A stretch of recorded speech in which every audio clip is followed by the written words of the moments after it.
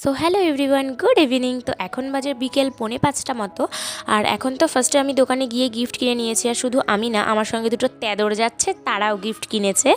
তো সেইগুলো সব আমার উপরেই দিয়ে দিয়েছে, মানে আমাকেই বয়ে বয়ে নিয়ে যেতে হবে। আর এই যে অনিন্দিতাকে বলেছি একটুখানি হাই করতে, তো সেটাই করলো। আর যার জন্মদিনে যাচ্ছি তার প্রেজেন্ট টিচার হচ্ছেন ইনি, আমি এক্স টিচার, আর তার থেকেও আগে পড়াতেন হচ্ছে ইনি। মানে তো তারপরে তো বিকালবেলা আমরা বেশ সুন্দর মজা করতে করতে তিনজন অনেক দিন পর সখীদের দেখা হয়েছে, গল্প করতে করতে তো গেলাম। আর যাওয়ার পরপরই তো দেখলাম যে আন্টি এই ধুনো দিচ্ছে। মানে এত ধোয়া, আমি কোথায় যাব ভেবে না পেয়ে বাইরেই চলে এসেছি।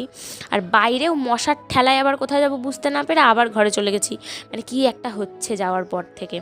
তো এই যে ডেকোরেশনটা তো করেছে ওই বাচ্চাগুলো মিলেই, মানে যার আজকে জন্মদিন তার দিদি দাদারা মিলে এগুলো সাজিয়েছে একটু একটু করে। দেন তো আমরা উপরে গেছিলাম যেখানটাতে আর কি রান্নাবান্না হচ্ছিল, তো সেটা একটুখানি তোমাদেরকে দেখাচ্ছি। মানে ভাবছি যে মানুষ কীরকম রাক্ষস, এত কিছু সব রান্না হচ্ছে সবই খেয়ে ফেলবে। সে যাই হোক, আমিও খাবো। তো এখন অনিন্দিতার বক্তব্য হচ্ছে এখান দিয়ে নাকি একটা কাকু পড়ে গেছে, তো সেটাই আমাকে এখন শুনতে হবে। আর দেন তো এই যে ভিউটা সন্ধেবেলা, মানে মনে হচ্ছে না কেমন একটা রাজস্থানে চলে এসেছি, কেমন একটা উড়িষ্যাতে চলে এসেছি। মানে আমার তো এরমই মনে হচ্ছে, যদিও আমি যাইনি, আমি জানি না ওসব জায়গাগুলো কেমন। তো সে যাই হোক, মনে হলো বলে বললাম, এক্সকিউজ করো না ভাল লাগলে।